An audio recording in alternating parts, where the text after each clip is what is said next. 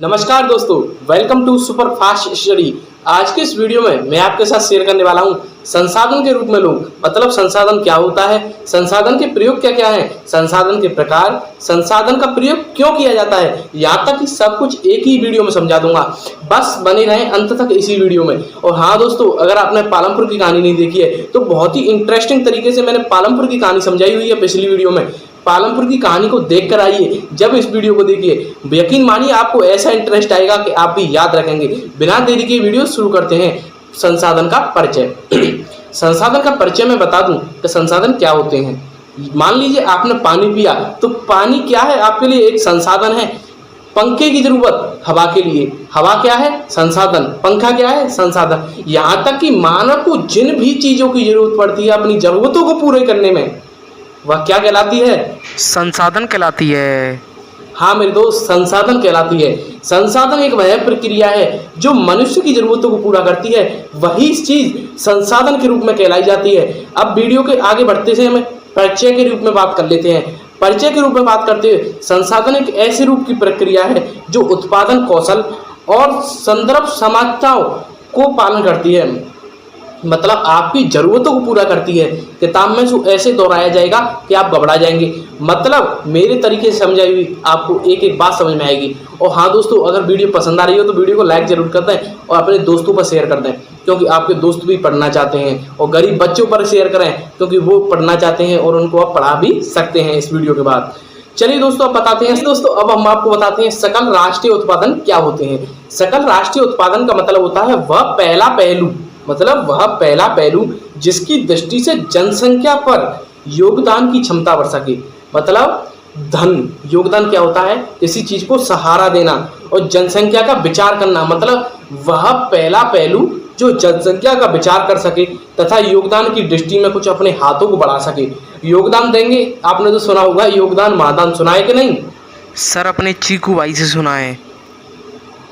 बिल्कुल चीकू भाई, सुना होगा। चलिए अब आगे बढ़ाते हैं। एक मानव संसाधन भी था जो कि संसाधनों के रूप में सबसे महत्वपूर्ण प्रक्रिया मानी जाती थी। मानव संसाधन क्या है? यह विशाल जनसंख्या का सकारात्मक पहलू है जिसे प्रातः एक वक्त में अनदेखा कर दिया गया था। मानव संसाधन को एक वक्त अनदेखा कर दिया गया था। ये क्या है? ये तो टुच्ची है, मतलब ये तो एक वैसा ही संसाधन है, घरेलू संसाधन था। मानव संसाधन को एक दिन अनदेखा कर दिया गया, पर लोग नहीं जानते थे कि मानव संसाधन की आगे बहुत ही जरूरत पड़ने वाली है। तथा अब मानव पूंजी का निर्माण मैं आपको पहले ही चैप्टर में करा चुका हूँ पालमपुर की कहानी में, जो कि मैंने आपको बता दिया है। पालमपुर की कहानी देखेंगे तो आपको ये चैप्टर और भी अच्छी तरीके से समझ में आने वाला है। चलिए दोस्तों आगे बढ़ते हैं। मानव पूंजी के निषेध तथा भौतिक पूंजी की सेवा में प्रतिफल प्रदान करना था। मतलब जो मानव पूंजी थी उनसे ज्यादा तो भौतिक पूंजी में निषेध प्रदान करते थे, मतलब लोग उनमें भौतिक पूंजी में ज्यादा योगदान करते थे तथा इसके प्रतिशत लोगों की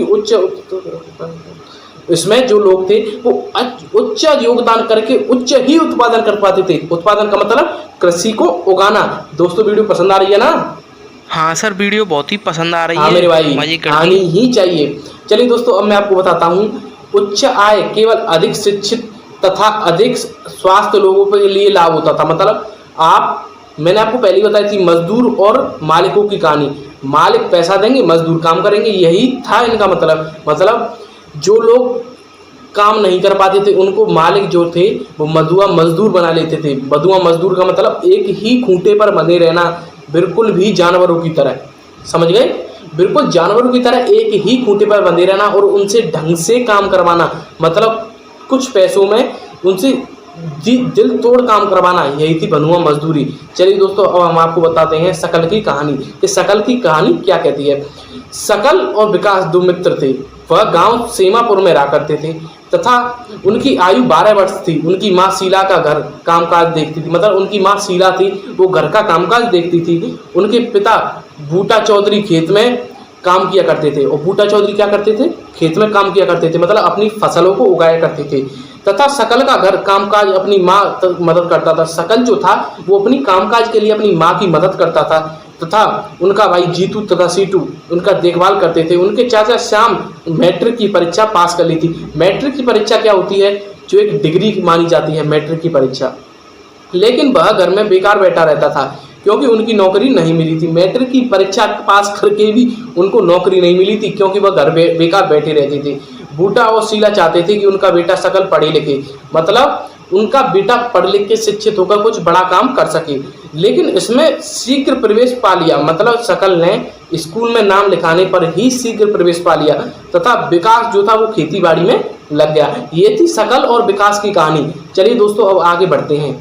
दोस्तों आपने दोनों व्यक्तियों के पहलू में देखा कि एक बच्चा तो स्कूल जाता था और एक बच्चा घर के कामकाज किया करता था, मतलब एक बच्चे को पढ़ाई मिलती थी और एक बच्चा अपने माता पिता के साथ किसान खेती में मदद करवाया करता था। तथा इस एक बच्चा तो हष्टपुष्ट स्वस्थ था और एक बच्चा सूख सूख के छुआरा हो गया था। सूख सूख के छुआरी होने का मतलब बिल्कुल भी हष्टपुष्ट नहीं था। और बिलास गठिया का रोगी था, मतलब मैंने आपको बताया था बिलास जो था वो गठिया एक रोग होता है उसका रोगी था। सकल के मामले में कई वर्षों की शिक्षा तथा उनकी श्रम की गुणवत्ता बढ़ाई, उनमें से कई कुल उत्पादकता बढ़ गई तथा इनमें कुल देशों की समृद्धि योगदान देती थी। अब बात करते हैं मानव संसाधन में शिक्षा चिकित्सा सेवा के द्वारा क्या क्या हुआ। इनमें निषेध भविष्य के उच्च प्रतिकल प्राप्त हो सकते थे, मतलब इसमें निषेध जो लोग पैसा देते थे वो लोग, इसमें यही कहानी चलने वाली है दोस्तों, ये मत समझना कि आप गलत पढ़ा रहा हूँ मैं। इसमें यही कहानी, जो लोग पैसा देंगे वो काम लेंगे, जो लोग पैसा नहीं देंगे वो क्या काम लेंगे, वो तो खाली बैठे ही रहेंगे। एक बच्चा भी था जो कि शिक्षा और स्वास्थ्य में निषेध किया करता था, मतलब एक बच्चा था जो पढ़ना चाहता था, एक बच्चा होता है जो बिल्कुल भी नहीं पढ़ना चाहता है पर वो अमीर खानदान से होता है, एक बच्चा होता है जो पढ़ना चाहता है पर वो बंधुआ मजदूरी उसको माल लालच के लिए करनी पड़ती है, मतलब बंधुआ मजदूरी उसको नाम चाहते हुए भी करनी पड़ती है क्योंकि उसको कुछ काम ही नहीं मिलता। आशा करता हूँ दोस्तों आपको वीडियो पसंद आ रही होगी, क्योंकि मैं एक ही अंदाज में पढ़ा रहा हूँ आपको। और जैसे जापान जैसे देशों में संसाधनों की बहुत कमी थी, तो जापान जैसे देशों में आपको तो पता होगा टेक्नोलॉजी ज़्यादा है कि नहीं? हाँ, बहुत ज़्यादा है। जापान जैसे देशों में टेक्नोलॉजी की बहुत ज़्यादा बढ़पार है, इसीलिए उन्होंने जमीन से तेल उगाना स्टार्ट कर दिया, खानों से कोयला, खानों से सोना तथा सब कुछ उगाना उन्होंने स्टार्ट कर दिया। और तथा उनकी शिक्षा के उच्च स्तर भी बढ़ने लगे। शिक्षा के क्षेत्र में जापान बहुत ही आगे है, मैंने आपको बता चुका हूँ। अब बात आती है महिलाओं और पुरुषों के आर्थिक क्रियाकलाप। बिलास और सकल की तरह दो लोग विभिन्न संगरक थे, मतलब महिलाओं और पुरुष भी संगरक थे। ये क्रियाकलाप राष्ट्रीय आय के तथा मूल्यवर्धन करते थे, मतलब जो लोग सरकार पैसा देती थी जिन लोगों को, तो स्त्री और पुरुष क्या किया करते थे, उन पैसों को जैसे सरकार ने दिए 50 रुपये, तो 50 रुपयों को आधे आधे भागों में बांट के 25-25 रुपये बना लिया करते थे। यह थी महिलाओं और पुरुषों के क्रियाकलाप की कहानी। दोस्तों आपको वीडियो जरूर ही पसंद आई होगी, मुझे उम्मीद है। चलिए वीडियो को आगे बढ़ाते हैं। तथा इनमें प्राथमिक उत्पादनों का उपयोग प्रशिक्षण आचरण स्वलय का प्रदान करता था, मतलब उनमें प्राथमिक तो पुरुष लिया करते थे और तथा द्वितीयक जो लिया करते महिला लिया करती थी। अब बात करते हैं ऐतिहासिक और सांस्कृतिक चरणों पर। मैंने आपको बता चुका हूँ कि महिलाओं और पुरुष उन हिस्सों को आधा आधा बांट लिया करते थे, यानी कि आधा आधा धन अपने अपने हिस्सों में बांट लिया करते थे।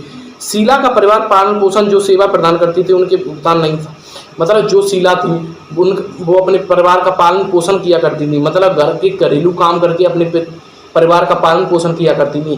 तथा वो बूटा चौधरी थे, वो अपने खेतों में फसल उगा कर अपने बच्चों का पालन पोषण किया करते थे, मतलब दोनों ही स्तर पर कमाई दोनों ही स्तर पर बहुत ज़्यादा बढ़ रही थी। अब बात आती है जनसंख्या की गुणवत्ता। जनसंख्या की गुणवत्ता क्या थी?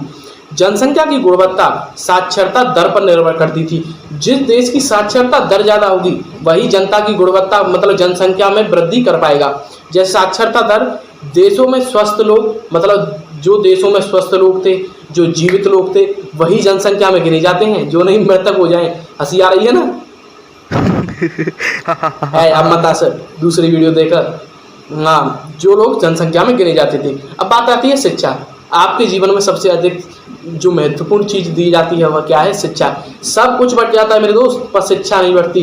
कर गुजरना हर लोगों की अदा है, जो इसे मजाक समझे वो गधा है। इस वीडियो को ध्यान रखना, ये मेरी वॉइस क्लिप अपने आप बनाई गई है। हाँ, तो मैं बता दूं शिक्षा आपके लिए बहुत ही इंपॉर्टेंट है दोस्त। शिक्षा जब तक आपके पास रहेगी आपको कोई नहीं तोड़ सकता, और शिक्षा आपके पास नहीं रहेगी तो आपके लिए पड़ोसी भी आपके लिए हानिकारक हो सकते हैं। चलिए दोस्तों आगे बढ़ते हैं। आगे बढ़ने से पहले मैं आपको बता दूं, सार्वजनिक अभियान क्या था। सार्वजनिक अभियान, सर्व शिक्षा अभियान एक महत्वपूर्ण कदम था जो गरीब बच्चों तथा असहाय लोगों के लिए शिक्षा दिलाने का एक बहुत महत्वपूर्ण जरिया था। अब स्वास्थ्य तो समझाने की मुझे ज़रूरत नहीं पड़नी चाहिए, पर मैं समझा देता हूँ। फार्म का उद्देश्य लाभ अधिकतम करना चाहिए। क्या आप सोचते हैं कि फार्म ऐसे व्यक्तियों को रोजगार देने के लिए प्रेरित हो?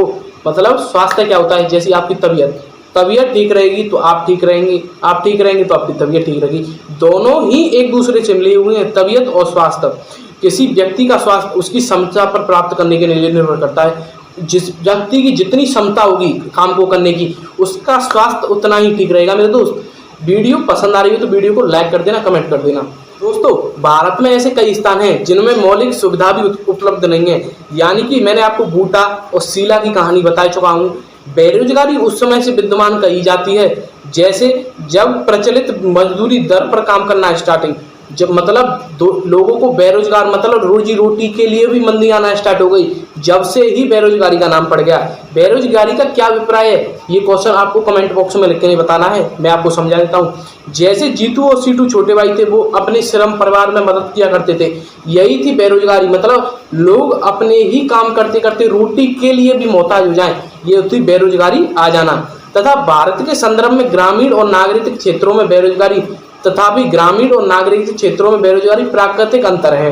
ग्रामीण क्षेत्रों में मौसमी प्रचंड बेरोजगारी थी, नागरिक क्षेत्रों में शिक्षित बेरोजगारी थी। मतलब जो नगरीय क्षेत्र थे उनमें तो शिक्षित लोग नहीं थे, उसमें शिक्षित बेरोजगारी थी, और जो ग्रामीण लोग थे उसमें मौसमी और प्रचंड बेरोजगारी थी। हाँ दोस्तों, बेरोजगारी का अर्थ है बोझ में वृद्धि होती है, मतलब बोझ में वृद्धि होना, मतलब बेरोजगारी का यही अर्थ है। मेरे दोस्त, क्या वीडियो पसंद आ रही है?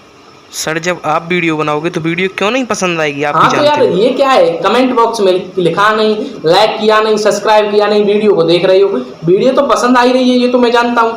हाँ, अगर लोग संसाधन के रूप में प्रयोग नहीं किया जा सकते तो जब लोग अपने संसाधनों को अधिक ढंग से नहीं प्रयोग करते तो पृथ्वी भी उन पर कहर बरसाना स्टार्ट कर देती है। मेरे दोस्त, पृथ्वी का अर्थ है आप जिस पे रह रहे हैं, तो का ये भी अर्थ नहीं पता है आपको? हाँ चलिए आगे बताते हैं। यानी कि प्रचंड बेरोजगारी होती थी, लेकिन जो उत्पन्न होता था वह परिवार अपनी हिस्सेदारी में बांट लेते थे। अब दोस्तों, अगर आपको वीडियो पसंद आई है तो इस वीडियो को सब्सक्राइब कर देना, और आप इंस्टाग्राम पे देख रहे हैं तो फॉलो करना ना भूलें। मिलते हैं नेक्स्ट वीडियो के साथ, और ऐसी वीडियो के साथ धमाका मचाएंगे कि पूरा देश हिल उठेगा। और हाँ दोस्तों, अगर आपको वीडियो पसंद आ रही होंगी ना तो अपने दोस्तों पर शेयर करना ना भूलेगा। चलिए, जब तक के लिए धन्यवाद लेते हैं, विदा लेते हैं, धन्यवाद।